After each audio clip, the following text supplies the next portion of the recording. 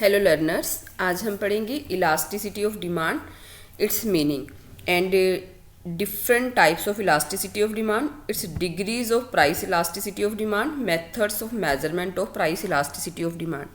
So I'm Rajni Goyal, Assistant Professor of Economics, Government College Chichroli, present this topic. तो first of all elasticity of demand से पहले हमें ये पता होना चाहिए कि what is law of demand, मांग का नियम क्या है. मांग का नियम क्या है, उसके बाद हम कर सकते हैं इलास्टिसिटी ऑफ डिमांड. तो जो लॉ ऑफ डिमांड है या इलास्टिसिटी ऑफ डिमांड है, ये दोनों ही टॉपिक माइक्रो इकोनॉमिक्स के मोस्ट इम्पॉर्टेंट टॉपिक हैं कि इलास्टिसिटी ऑफ डिमांड क्या है, उसके डिफरेंट मेथड्स क्या हैं, डिफरेंट टाइप्स क्या हैं, किस तरह से हम इलास्टिसिटी ऑफ डिमांड को मेज़र करते हैं. तो first of all we should know about what is law of demand. हमें पहले पता होना चाहिए कि मांग का नियम क्या है. So law of demand states that other things being equal the demand for a good extends with a fall in price and contracts with a rise in its own price. तो मांग का नियम क्या कहता है कि अन्य बातें समान रहने पर किसी वस्तु की मांग उसके कीमत के कम होने से बढ़ जाती है तथा कीमत के बढ़ने से मांग कम हो जाती है. अर्थात there is inverse relationship between price and quantity demanded. इसका मतलब कीमत और मांगी गई मात्रा में इनवर्स रिलेशनशिप है. प्राइस के कम होने से मांग का बढ़ना और प्राइस के बढ़ने से मांग का कम होना, ये हमारे पास है लॉ ऑफ डिमांड, मांग का नियम. तो जो मांग का नियम है, इट शोज ओनली डायरेक्शन, वो केवल डायरेक्शन बताता है कि कीमत में परिवर्तन होने से मांग में परिवर्तन किस दिशा में होता है. एंड इट इज़ क्वालिटेटिव, वो क्वालिटेटिव नेचर का है law of demand. It doesn't explain how much changes in price will bring this much change in quantity demanded. मांग का नियम हमें ये नहीं बताता कि कीमत में परिवर्तन होने से मांग में परिवर्तन कितना होता है. How much changes in price, how much changes in demand due to change in price में चेंज होने से मांग में कितना परिवर्तन होता है. तो जो मांग का नियम है वो केवल हमें यह बताता है कि कीमत के बढ़ने से मांग कम हो जाती है और कीमत के कम होने से मांग बढ़ती है, other things remaining the same. जबकि जो इलास्टिसिटी ऑफ डिमांड है, मांग की लोच है, वो हमें ये बताती है, indicates how much quantity demanded of a good will change with change in its own price, income of the consumer and price of related goods.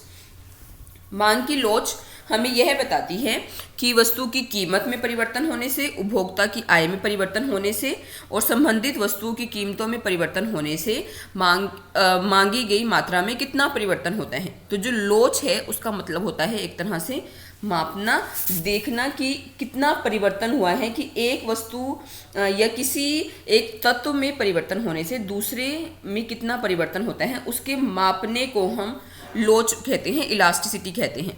And it is always in percentage term and it is quantitative. जो law of demand है ना, वो मैंने आपको बताया था कि वो क्वालिटेटिव है, लेकिन जो इलास्टिसिटी ऑफ डिमांड है वो क्वांटिटेटिव है. उसमें हमें एक नंबर मिलता है कि इतने परसेंट चेंज हुआ है डिमांड में.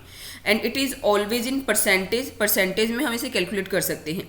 So what is elasticity of demand? It is a measure of responsiveness of demand to the price of commodity, income and price of related goods. तो जो इम्पोर्टेंट फैक्टर्स हैं डिमांड को affect करने वाले, वस्तु की कीमत, उस उपभोक्ता की आय तथा संबंधित वस्तु की कीमतें, उन सब में परिवर्तन होने से मांगी गई मात्रा में जो परिवर्तन होता है, उसके माप को, उसको मापना है, वो हम इलास्टिसिटी ऑफ डिमांड से करते हैं.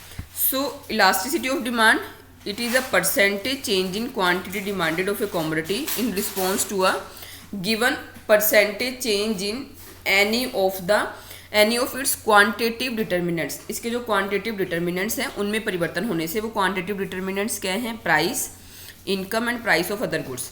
जैसा कि हम जानते हैं कि एक वस्तु की जो मांग है, जैसे कि मैंने DX लिखा है, demand of X, price of X पर निर्भर करती है.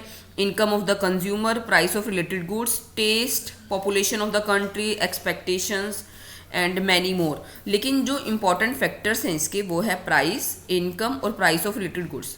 क्योंकि ये जो फैक्टर्स हैं तीनों, ये क्वांटिटेटिव फैक्टर हैं. तो इन तीनों क्वांटिटेटिव फैक्टर में चेंज होने से मांगी गई मात्रा में क्या चेंज होता है, और उसके मेजरमेंट को हम इलास्टिसिटी ऑफ डिमांड कहते हैं. इस तरह से डेफिनेशन है, डूले की डेफिनेशन है. वो भी यही कहते हैं कि the elasticity of demand measure the responsiveness of the quantity demanded of a good to change in its price of other goods and change in consumers income. In price में, कीमत में, प्राइस ऑफ अदर गुड्स में और उपभोक्ता की आय में परिवर्तन होने से मांगी गई मात्रा में जो परिवर्तन आते हैं उसको मापना, उसके मेजरमेंट को हम इलास्टिसिटी ऑफ डिमांड कहते हैं। So we have 3 types of elasticity of demand: price elasticity of demand, income elasticity of demand and cross elasticity of demand. तो प्राइस इलास्टिसिटी ऑफ डिमांड क्या है? Change in quantity demanded due to change in price of the commodity, कि वस्तु की कीमत में परिवर्तन होने से। अदर थिंग्स, अब यहाँ पर इनकम और जो क्रॉस वो है वस्तु प्राइस ऑफ अदर थिंग्स वो कांस्टेंट रहेंगे, केवल परिवर्तन किस में होगा? प्राइस में। तो किसी वस्तु की कीमत में परिवर्तन होने से मांगी गई मात्रा में जो परिवर्तन होते हैं उसके माप को हम प्राइस इलास्टिसिटी ऑफ डिमांड कहते हैं। Income elasticity of demand, income elasticity of demand क्या है? उपभोक्ता की आय में परिवर्तन होने से मांगी गई मात्रा में जो परिवर्तन होता है उसे हम इनकम इलास्टिसिटी ऑफ डिमांड कहते हैं। और क्रॉस इलास्टिसिटी ऑफ डिमांड क्या है? प्राइस ऑफ रिलेटेड गुड्स में चेंजेस होने से क्वांटिटी डिमांडेड में जो चेंज आता है that is cross elasticity of demand. तो इस वीडियो में हम प्राइस इलास्टिसिटी ऑफ डिमांड करते हैं, उसका कुछ पोर्शन करते हैं because it is very large question, big question है, तो इसको हम 2 या 3 पार्ट्स में करेंगे इलास्टिसिटी ऑफ डिमांड को। तो आज फर्स्ट पार्ट में हम क्या करते हैं? प्राइस इलास्टिसिटी ऑफ डिमांड, मांग की कीमत लोच। तो मांग की कीमत लोच क्या है? कीमत में परिवर्तन होने से मांगी गई मात्रा में परिवर्तन के माप को प्राइस इलास्टिसिटी ऑफ डिमांड कहते हैं, कि हमने उसको मापना है। तो it is a measure of the responsiveness of quantity demanded of a good to change in its price.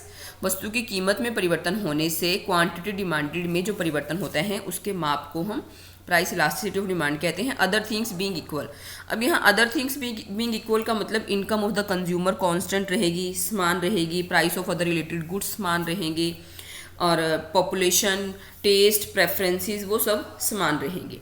तो डेफिनेशन है मार्शल की, elasticity of demand may be defined as the percentage change in quantity demanded divide by percentage change in price, जिसे हमने एक फॉर्मूले से भी दिखाया है। इलास्टिसिटी ऑफ डिमांड क्या है? Percentage change in quantity demanded divide by percentage change in price. तो ये प्राइस इलास्टिसिटी ऑफ डिमांड है। तो this is most important topic of micro economics, और इलास्टिसिटी ऑफ डिमांड में भी प्राइस इलास्टिसिटी मोस्ट इंपॉर्टेंट है, कि वस्तु की कीमत लोच क्या होती है? मांग की कीमत लोच क्या होती है? तो मांग की कीमत लोच क्या है? कि कीमत में परिवर्तन होने से मांगी गई मात्रा में परिवर्तन के माप को मांग की कीमत लोच कहा जाता है। तो ये फॉर्मूले से देख सकते हैं प्राइस इलास्टिसिटी ऑफ डिमांड क्या है? प्रोपोर्शनेट या percentage change in quantity demanded divide by percentage change in price. तो जो proportionate change in quantity demanded है उसको हम delta Q upon Q into 100, और जो परसेंटेज चेंज इन प्राइस है उसको हम लिख सकते हैं delta P upon P into 100। तो 100 से 100 कैंसिल हो जाएगा, तो आपके पास बचता है delta Q upon Q divide by delta P upon del P. तो ये हमारे पास है प्राइस इलास्टिसिटी ऑफ डिमांड का फॉर्मूला, जो कि क्या है कि प्राइस इलास्टिसिटी ऑफ डिमांड हमारे पास है कि मांग में कीमत में परिवर्तन होने से मांग में होने वाले परिवर्तन का माप प्राइस इलास्टिसिटी ऑफ डिमांड कहलाता है। Next, degrees of price elasticity of demand. तो आगे इसके मेथड्स करने से पहले हम ये इसकी डिग्रीज करते हैं, degrees of price elasticity of demand की। प्राइस इलास्टिसिटी ऑफ डिमांड की डिग्रीज क्या हैं, उसकी श्रेणियां क्या हैं? तो इसकी 5 श्रेणियां हैं। सबसे पहले हम करते हैं perfectly elastic demand. Perfectly elastic demand, perfectly elastic demand होती है पूर्णतः लोचदार मांग। तो पूर्णतः लोचदार मांग वह स्थिति होती है जब when demand is infinite at the prevailing price, जो मांग है वो अनंत होती है, अनंत। इट इज ए सिचुएशन, ये एक ऐसी सिचुएशन होती है कि कीमत में जरा सा भी थोड़ा सा परिवर्तन करने पर मांग में अनंत परिवर्तन होते हैं। It is a situation where the slightest change rise in price cause the quantity demanded of the commodity to fall to zero, कि कीमत में थोड़ा सा परिवर्तन करने से मांग शून्य भी हो सकती है, जो इसकी क्वांटिटी डिमांडेड है, मांग है, मांगी गई मात्रा वो शून्य भी हो सकती है, या कीमत में जरा सा भी कमी करने से मांग में इनफाइनाइट बहुत अधिक चेंज हो सकता है। तो यहाँ पर ओ वाई एक्सिस पर हमने प्राइस लिया है, ओ एक्स एक्सिस पर हमने क्वांटिटी ली है। तो ये हमारा डिमांड कर्व है, डी डी डिमांड कर्व है। इस डी डी डिमांड कर्व पर एक जो सेलर है वो कितनी भी वो कर सकता है, उसको सेल कर सकता है। ये पूर्णतः लोचदार मांग वक्र है, और ऐसा जो होता है वो पूर्ण प्रतियोगिता की दशा में होता है, क्योंकि वहाँ जो कीमत है ना वो एक समान होती है। तो कीमत में थोड़ा सा भी परिवर्तन करने से मांग में अनंत परिवर्तन होते हैं। तो ये हमारे पास है पूर्णतः लोचदार मांग। नेक्स्ट हमारे पास है परफेक्टली इनइलास्टिक डिमांड। इनइलास्टिक का मतलब जब मांग में कोई परिवर्तन नहीं होता। पूर्णतः बेलोचदार मांग। बेलोचदार का मतलब कि जब कोई भी परिवर्तन ना हो, जब जो प्रतिक्रिया है या रिस्पॉन्स है वो शून्य हो। तो it is one in which a change in price causes no change in quantity demanded, कि प्राइस में चेंज होने से क्वांटिटी डिमांडेड में कोई चेंज नहीं होता, तो उस दशा में इलास्टिसिटी ऑफ डिमांड शून्य होती है। ठीक है, तो हमारे पास देखो ये डिमांड कर्व है, डी डी डिमांड कर्व है, और प्राइस OP1 है। अगर प्राइस कम हो जाती है तब भी इसमें कोई परिवर्तन नहीं होता। नेक्स्ट है यूनिटरी इलास्टिक डिमांड, जिसे हम बोलते हैं इकाई के बराबर लोचदार मांग। इकाई के बराबर लोचदार मांग। तो ऐसा कब होता है, एक के बराबर कब होती है इलास्टिसिटी ऑफ डिमांड, एक के बराबर, कि जितना प्राइस में चेंज हुआ है, change in price is equal to change in demand. जब दोनों में समान परिवर्तन होता है, कि कीमत में परिवर्तन होने से मांग में उतने ही प्रतिशत परिवर्तन हो जाता है। जितना कीमत में परिवर्तन हुआ मांग में भी उतने ही प्रतिशत परिवर्तन होता है, तो उसे हम यूनिटरी इलास्टिक डिमांड कहते हैं। जैसा कि डायग्राम से दिखाया गया है, देखो कीमत हमारी कम हो जाती है, OP से OP1 हो जाती है, तो जितना कीमत में परिवर्तन हुआ है मांग में भी उतना ही परिवर्तन होता है। तो जो डिमांड कर्व है वो हमारा डी डिमांड कर्व, जहाँ पर इलास्टिसिटी 1 के बराबर है। नेक्स्ट हमारे पास है more elastic more than unitary elastic या more elastic demand curve. In this situation percentage change in demand is more than percentage change in price. जो डिमांड में परिवर्तन है, देखो डायग्राम में देखने से पता चल रहा है Q1 अधिक परिवर्तन है कंपैरेटिवली प्राइस में चेंज से मांग में अधिक परिवर्तन होता है। When percentage change in demand is greater than percentage change in price, then it is more unitary elastic demand curve. Next है लेस देन यूनिटरी इलास्टिक। ऐसा कब होता है, percentage change in demand is less than percentage change in price. जब हमारे पास मांग में परिवर्तन कीमत में परिवर्तन से कम होता है। जैसे percentage change in demand is less than percentage change in price में अधिक परिवर्तन।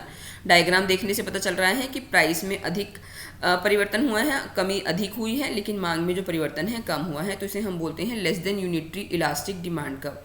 नेक्स्ट हमारे पास है methods of measurement of price elasticity of demand. We have 5 methods of measurement of price elasticity of demand.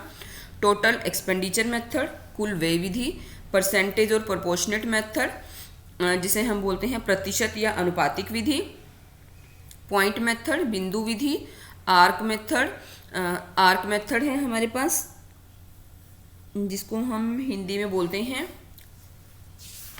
चाप विधि। नेक्स्ट है revenue method, आय विधि। तो these are 5 different methods of measurement of price elasticity of demand. अब ये जो methods हैं, अगर हम आज ही करेंगे या एक ही वीडियो में करते हैं तो वो बहुत लेंथी हो जाती है, तो ये हम करेंगे नेक्स्ट वीडियो में। तो आज के लिए इतना ही। आज हमने किया प्राइस इलास्टिसिटी ऑफ डिमांड क्या है and different degrees of price elasticity of demand, and इसके जो मेथड्स हैं वो हम नेक्स्ट वीडियो में करेंगे। आई होप कि आपको यहाँ तक समझ आया होगा।